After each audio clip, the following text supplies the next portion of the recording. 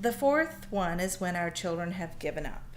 And that's when we as parents or professionals will feel lost. And these children are quiet, and their body posture is discouraged, right? And they don't look up, and they don't complain, and they don't say no enough, and they don't fight you.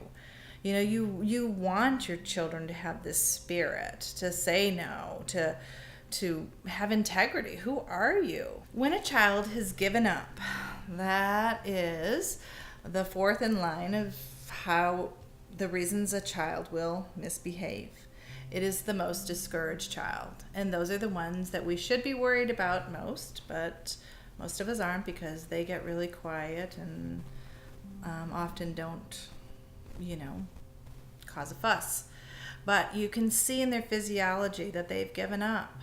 These are the kind of kids who are walking around like this, or have great moments of I can't do this. I'm working with a teen who doesn't want to live. Her mom and dad live in a lot of fear, and they live in a lot of fear for her. She's 16 years old, and she told me last time her parents were afraid of her going to the pool with her friends because she might be raped or roofied, or that's a lot of fear for a 16-year-old. She really just wants to go and play. She wants to play with her friends. It's summertime. And this is just one example of the fear that is rampant in her house. And she's so discouraged that she's given up. And what she does is, instead of going and playing with her friends at the pool, she goes to her room and cries and is very depressed and doesn't want to live. And so as a parent, you have to weigh, they're afraid that nobody's at this pool, no parental supervision. And I understand that.